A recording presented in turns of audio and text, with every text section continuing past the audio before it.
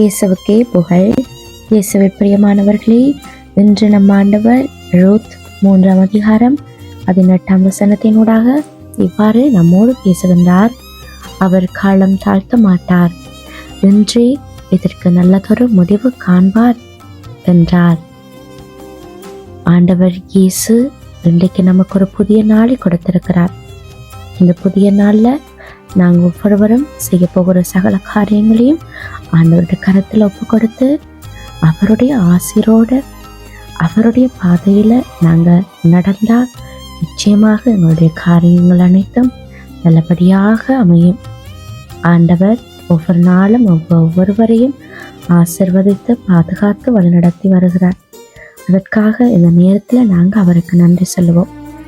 எங்களுடைய வாழ்க்கையில நாங்கள் காத்திருக்கும் காலம் அதிகமாக இருக்கலாம். வாழ்க்கையில சில கதவுகள் உடனே திறக்காது. நாங்கள் தட்டிக்கொண்டே இருப்போம், ஜெபிப்போம், காத்திருப்போம். ஆனால் பதில் வராத நேரங்கள் அநேகம் இருக்கும். அந்த மாதிரியான சூழ்நிலையில நாங்கள் 2 விஷயங்கள் இழந்து போகிறோம். ஒன்று பொறுமை, இன்னொன்று நம்பிக்கை.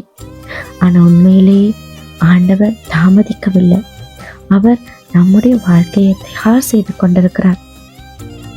ஒரு வித மண்ணுக்குள்ள புதைந்த உடனே அது மரமாகாது. அது இருள சில நாட்கள் அமைதியாக இருக்கும். வழியில பார்க்கும் மனுஷங்களுக்கு எதுவும் நடக்காதது போல தோன்றும். ஆனால் மண்ணுக்குள்ள ஒரு அதிசயம் நடந்து கொண்டுதான் இருக்கும். வேர்கள் உருவாகி கொண்டிருக்கும். அதே போல் நம்முடைய வாழ்க்கையிலும் சில அமைதியான காலங்கள் இருக்கும். அந்த காலங்கள் வீணான காலங்கள் அல்ல, அவை ஆண்டவர் நம்மை வேரோடு செய்கிற காலம்.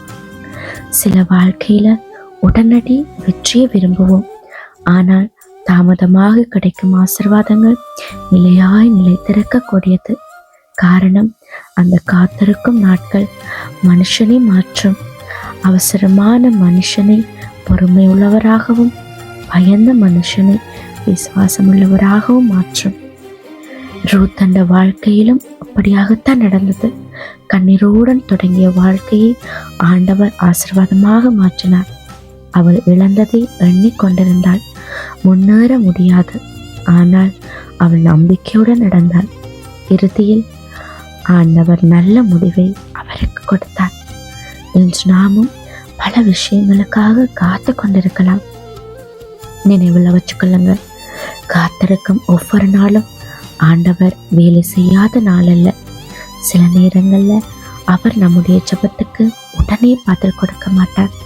ஏனென்றா அவர் நமக்கு கேட்கப்பட்டதை விட சிறந்ததை ஆயத்தப்படுத்தி கொண்டிருக்கிறார்.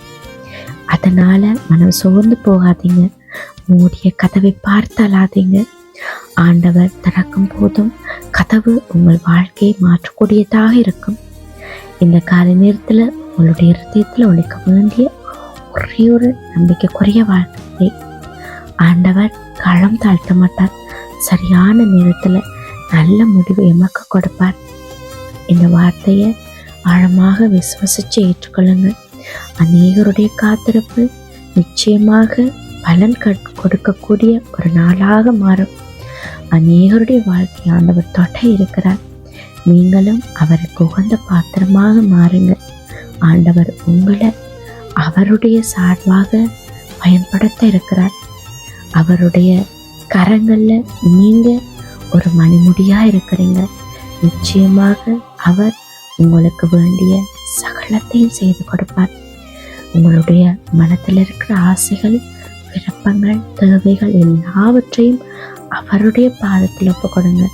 நிச்சயமாக நம்பிக்கையோடு நீங்க கேட்கிற எல்லா ஜெபத்துக்கும், எல்லா வேண்டுதல்களுக்கும் ஆண்டவர் உங்களுக்கு பலன் கொடுப்பார்.